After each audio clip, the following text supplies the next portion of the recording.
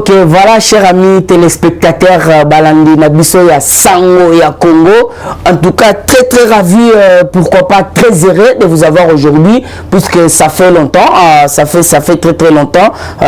Pour Nabao, Babanda Kikoluka, Nazonga, Naoto Bengi, émission ya Saformon. Je suis là, donc il y a qui m'a tebele balele en lokola ba passer na article là, ba Oto Bengi cours des grands, ba Roger Luma na Katia Poto, ba maman Célestine, ba maman Oto Bengi Rachel na Katia la Belgique, ba maman Boza teme belé ba o ba lobaki que non, vraiment vous devez faire tout pour bozonge la face à la caméra. Alors sans plus tarder bande ngai en tout cas vieux Damas Zwa Penasco Oto Bengi ba news yebisa maman Nora que ba news e bandi na Sango Congo. Voilà. Awa makambo baby. Naza quoi tout le monde toi t'as cette information dans les réseaux sociaux. Oh Félix Agonyata bo maté ceci c'est là qui yana boyoka qui chamoroto ya nango mikolo ezaka ka moko. Derrière Mamadou va place oza yebisa bana bosanga na boyembango. Congo mboka Félix Mambwema Congo mboka Félix Congo mboka Félix Mambwema Congo mboka Félix okende na boma una beton okende Minembwe una Félix na beton okende Nord Kivu kuna beton okende na Mwanda kuna beton en tout cas vraiment ils sont pourquoi na Minzembwana Fachaza président akonyata tout place non surtout azalo wala bakana mbete puisque na yebisi bato belé lelo na tongo na parlement kana mbala na ba place moko abandaki konyata te loko la place à Mujimai province wana to mamaye mabanga na mai donc akima tout la musa ya zaza yangana bo comprendre que Félix Saza président oyo soki alobi lelo na koma na nord akokoma soki na koma na sud akokoma lelo vérité bi na poisate Félix Nagoma et puis baza ko préparer si pour votre information bande ko ya Minembwe puisque ba chef coutumier bande ko surtout basangana ki déjà ba lobi non à la commune ya Minembwe alors ndenge fati déjà komi kuna na Goma. Alors, lobby que non, ce qu'il y a comme en Minembwe, qu'on a déjà dans la province nord Kivu, Tokoluka était à côté de Chipoye. Donc, ce qui a mati Chipoye, que non, ma belé à côté Kate. Tokoye bisa Rubero, Akeba, les ordres de le Congo n'est pas à vendre. Ce que je a Oto Bengi guerre, Keba Roguta na Bissonan Zelanayo. Biso toza bato to dénonçaka Robert Royo nana commission tout d'abord un vice-premier président hein, puisque aux qui vice-président il y a président 1+4 deux places pour profiter yona kana le peuple congolais doit savoir quelque chose bato belé bazole kana ba média wana baza ko yebisa binoni na par rapport à Minembwe zali oto bengi mboka ba congolais alors rezana na kati ya Congo za libanda te po peut-être tokozwa oto bengi tolo ba yeke non eza libanda bani ya ba frontière ba kozwa mais non Minembwe za na kati pour qui pouvait imaginer que Félix Antoine Tshisekedi Tshilombo à cause de Kamboka et d'ailleurs c'est lui qui a dit quand il sera au pouvoir il ne peut pas partager oto bengi même 3 cm na ba Rwandete kanamba za mokonzi ya RCD Goma yende titulaire yangona batindaki otobengi azaya sumbewa ti ekoma ba AFDL ekoma ba nini lelo ekomi FSOSO yana na ebisa kabino eza fond de criminels au Congo lelo mona mboka yo wana na Goma puisque actualité makasi eza ko bouger monde entier lelo eza fachi na Goma batuno surtout babandaki kolinga baloba ete Félix akokoma na Goma te bakotuna ye papa yo zaka Abel azawapi lelo bomoni ete Abel aza moyibi kaye jama kotambola na Abel aza moyibi d'ailleurs mini exemple na bopesa wa faux Fatia za kaye na Abel te Fatia za président de la République lelo bolongo makambo bakor puisque lelo FCC na batwana ya INC vous devez savoir une chose peuple congolais en même temps Fatia zo signé accord na Kalmere en même temps zo signé accord na Oto Bengi Kanambe Hippolyte nouveau nous alors boyeba que biso tozawana donc actualité sans nouveau donc boyeba ngo kezala ki nouveau nous ya makasi accord ezate bino surtout bolandi nde topesa na bino ba info soki encore ezali sifa kenda kosala epa mama Marteline bino bobenga mama sifa ye aza mama nani mama mutu yo do oboti no mwana te olinga babenga oka mama sifa akenda kosala epa mama Marteline. Alors vous devez savoir que non, la tempête arrive. La tempête arrive. Pourquoi tu as le baboué? Papa, au traité, on a surtout au traité. Mais lui, surtout au passer information à la loupe. Zéla dans quelques jours, au koyoka kilingo. Donc, frappe à n'engue moko ko sala ba jeté fatiazo frapper. Puisque peuple congolais surtout aux la frappe. Ayo ba été frappe karaté bandi. Voilà déjà na peso kadiocha. Na peso kadiocha na n'engue moko ko sala ba jeté. De quel du commerce? Frappe et bandit.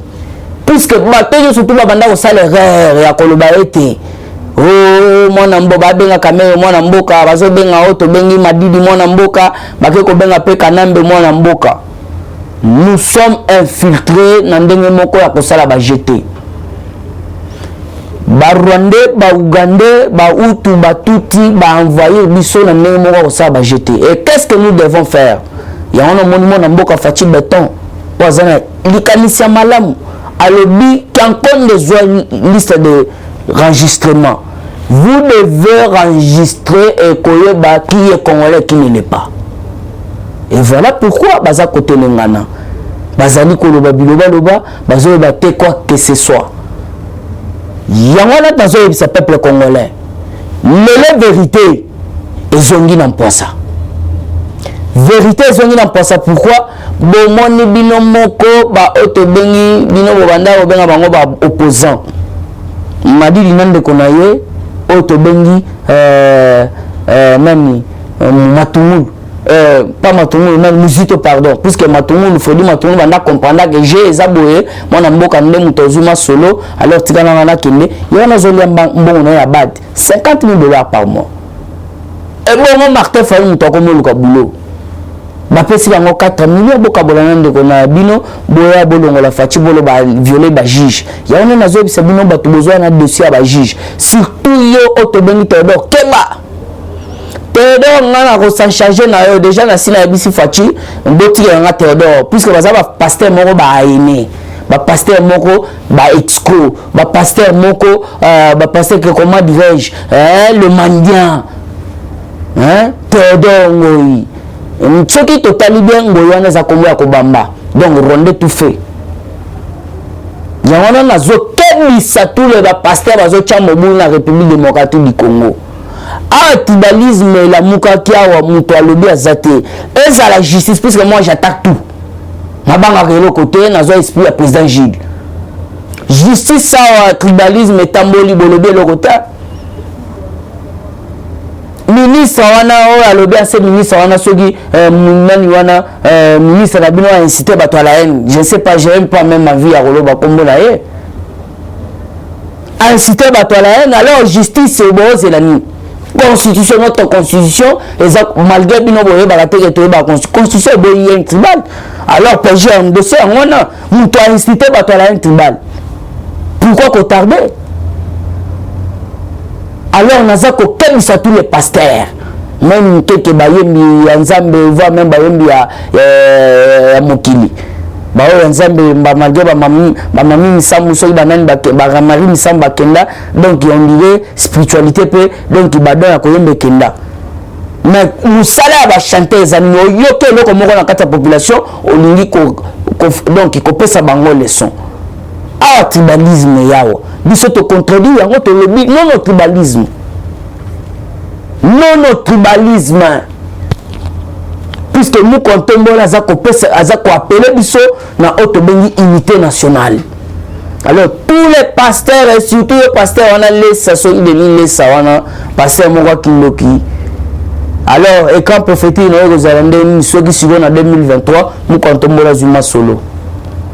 Et grand prophétique puisque alobi dans mon grand prophétique Nzamba a dit c'est Kabila zonga la bokondi qui est Nzambe wana za Satan wana Nzambe te yana tozo bisa de nier ça tchacho kono en désordre mambo politique tika on politique sur l'unité s'en charger même l'église non bandimino surtout bas donc to s'en charger na mutu surtout à tellement yo peut ces informations na on peut ces grand prophétique wana alors le Congolais tolingi aventure te ba buzoba boye biso makambo kanamba zonga na mboko mais il faut respecter tout d'abord principe ya Nzambe apesa Nicodème. Puisque Nzambe apesa Nicodème, vous devez respecter le principe. Alors il faut bota malisusu na libumama na yo pour kota na bokonjalo alors que za peuple président en la République démocratique du Congo nazo yebisa batu surtout eza lokola bokonjalo. Ce n'est pas donné n'importe qui. Ya on mona ba madidi wana ba yana loyenge na politique à Kobina. Et d'ailleurs na pesa une information à uti Kobina. Ah donc le meilleur danseur na la République démocratique du Congo. Le meilleur danseur, Martin Madidi. Mais du côté mbongo bokeba. Côté mbongo mutuana za fante mukeba apesa bino la vérité. Donc mukeba amoni déjà de yakuna que non ngomba wana la reta mo susute. Accompagne-moi na mai pe na kati ya boloko. Batinele moi quelque chose mais babaka mususu pas otobeni Madidi. Ya wana saka batu. Bobeli bato bino bobanda Holanda. Yangwana sakwana ya F Bazaiba, F Bazandumba, bunga na kati ya nini na meeting na bango ya Kisangani, na ibango. Mutabeta ngo ping pong donc Madidi n'est-ce pas? Puisque musique le moko le bas, mais ce n'est pas fort en matière d'argent.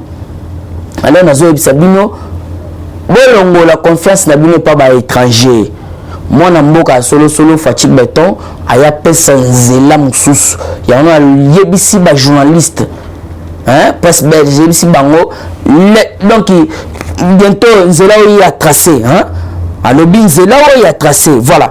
En 2023, la voie que j'ai tracée montrera à la population que c'était la bonne voie.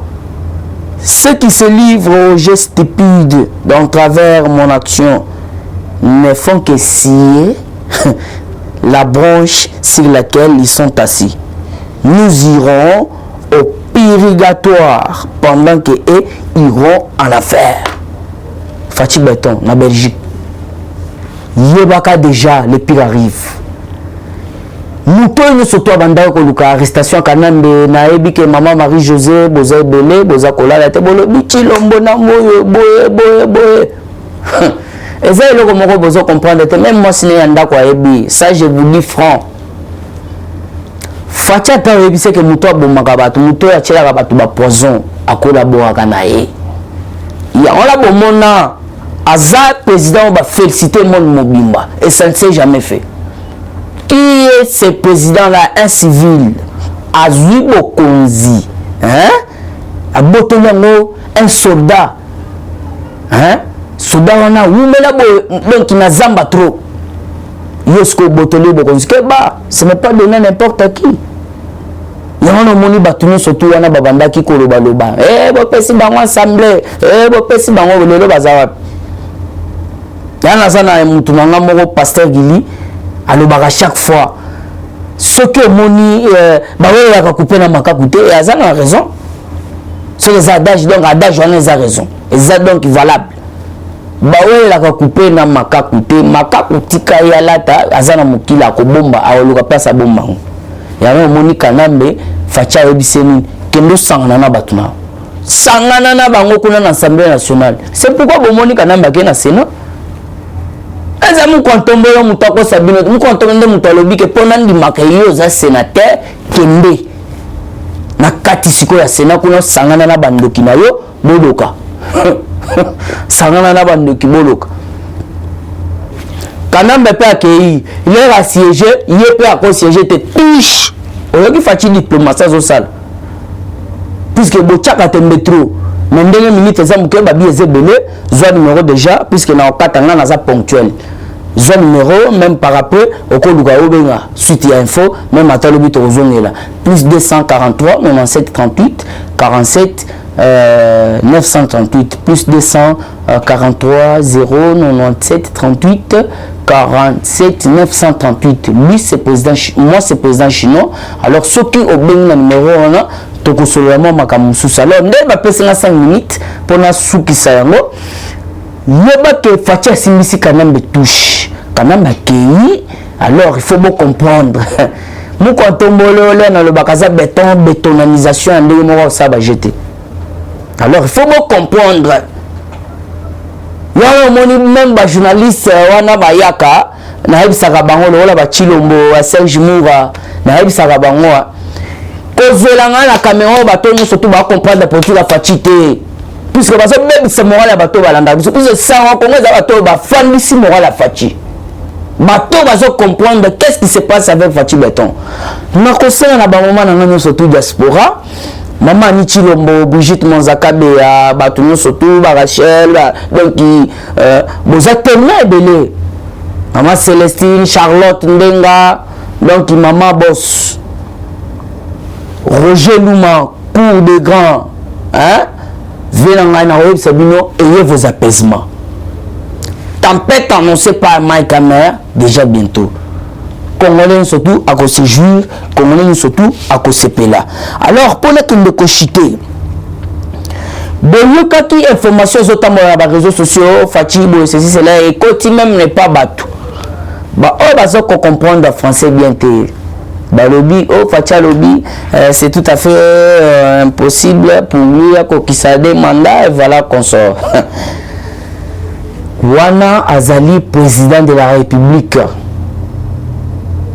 Et puis, il faut que les médias, vous ne pouvez pas tout dire en tant que président. Et d'ailleurs, ce que le président très bien, il a des mandats. Et ceux qui ont l'élection, il y a des battre et à céder. Personne n'a pas bougé en côté, mais il a demandé à Makasi pour la lobby. D'ailleurs, il y a des commis qui toko. Des commis qui toko, on a jeté. Il y a des gens qui ont surtout baza toujours mobilisé malgré bakenda kuna na minembo bayebisi bango bande kwa kamera basiliki babi yo makama yaya bozo baté le londe nazo yebisa bino wana monsieur Vital Kamere dossier na ye et le na cour d'appel et qu'est-ce que ils ont na cour de cassation pourquoi comme côté pas keba zo banga moto cour d'appel na yebisa bino baza batu moko babatisaka batu bambula yana moi ba fana yana lenge oh bo tout ça va c'est papa yo ke ba fana na nyo yana makele na coup d'appel muto yo nan bakatelo kombe o tenga bakatelo na 2 ans omoni fera o fana gutu ko yao muto akateli yo bambula wana asali erreur grave peine zana ngo ça peine à 2 ans ça peine à 5 ans ya wana otobengi donc ba betango fade ce que place lokalingi na kata boloko accompagne fana on a soko et longo 2 ans et comme 5 ans donc peut-être on a peu les 20 mois au ras matin des autres batunu surtout banda oluka caméra akena nda kwa sana nda réseaux sociaux mon salam il y a réseaux sociaux azala volubilité information alors pour na chiter nazala cartouche moko cartouche chez Ali, président de la République, Fati Béton, Mukontombolo, Mukishimo Amai, le grand esprit, a décidé, il y a tout, au monde du régime, surtout va commettre la crime, le régime passé. Et surtout à que Azali, na likambu, na makambo tali, autonomie justice, il doit répondre.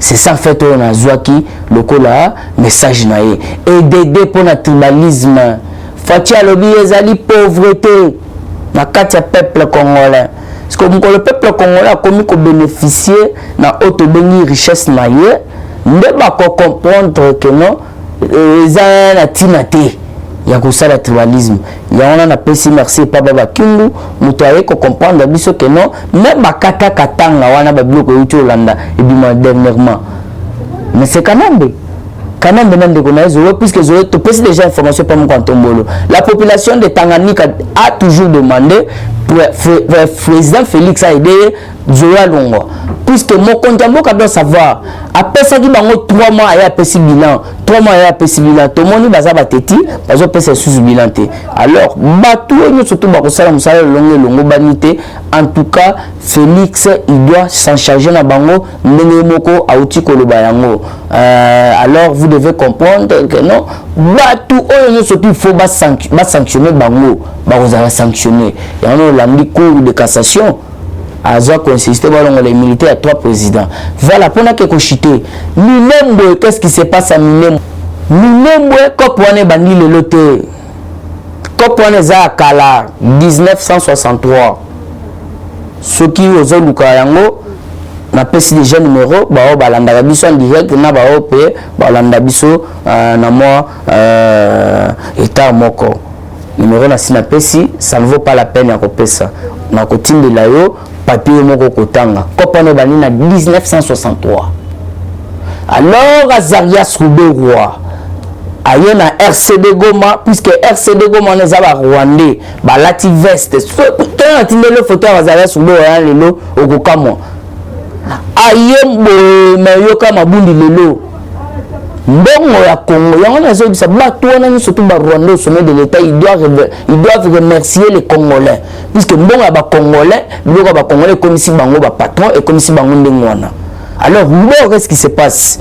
Vu que yende ba charger tout makambo wana, puisque ba Biarman, ba tebele, ba Rwanda ba zebele, yana bolandi même lelo, tu peux ça une révélation. Ba Rwanda ba zebele même au sommet de l'institution. Net mutulokola Janine Mabunda ko yebisanga za congolaise pardon. Janine Mabunda aza rwandaise. Puisque là Mobutu Kufi même pardon je m'excuse. Là la Biarimana Kufi président na Rwanda. Là Mobutu atindaki batu bazwa ebembe. Bamsusu balo batindaki bayiba tezayaki mitindo puisque tuba Zaria Soubero tu Paul Kagame tu batonga surtout tu ba bien tu ba bizimaka tu bana wanga to bengi Mobutu na ndemo wa saba jeté eza lelo to mona Zaria Soubero ala taper la veste beauté pon na nga Zaria Soubero za mutu akokanga te ko samisa ete interpeller te ta ala likuna mbamo puisque il y a eu beaucoup de morts 8 millions de Congolais 8 millions de Congolais va koufi. Alors qu'est-ce qui se passe? Là, tu poussé en 2013, puisque sur une abetali solo on a peut-être autre bengi régie Kosenga. Alors Azarias Rouberois a mené Kopouana, même l'Assemblée. À l'époque, qui était le président de l'Assemblée? Oben Minaku, le premier ministre qui était Adolphe Muzito, Martin Fayoul, député dans cette Assemblée. Batoyolo, on a député. Bavota qui l'a a Minembo comme commune. Alors, le monde a concrétisé Azarias Rouberois. Alors, a profité de voyage à Mokonzambo Kalibanda. Nous avons installé Babiloko, on a Menzamba Likolo, à la Kate. Komombo Félix. Jamais à côté Kayango. Donc, nous, ça va, j'ai tout million. Même tout la mousse, il y a la place qui est en tout cas, à la prochaine puisque vous êtes face à la caméra, alors on va permettre à appeler sa moto pas 3 personnes. Alors, qui me sont très chers. Vieux Damas, Nakati à Londres. Alors, na Otobengi, Becker Dikembers. Nakati à Paris. Roger Louma, Roger le grand combattant, Rachel, maman Célestine, maman Charlotte Nenga, Brigitte Mozaka, maman Chilombo 500 giga, maman Marie-José. Na pesi binombo en tout cas boza tellement belé. Mon ami nanga mususu ya Zigida na bossa na rayote maman Véro Zigida. En tout cas na pesi mbote émission à l'élo zara qui est moto. Tokutana la prochaine en tout cas maman Nora bye. Eshima, votre magazine qui bat au rythme de l'actualité. Retrouvez la nouvelle édition. Exclusivité, Janine Mabunda, Lyoko, femme d'exception. Première femme congolaise à accéder par vote à cette citadelle imprégnable. Depuis la démocratisation de la RDC, avec l'organisation des élections générales, aucune femme n'avait occupé un poste de si haut niveau.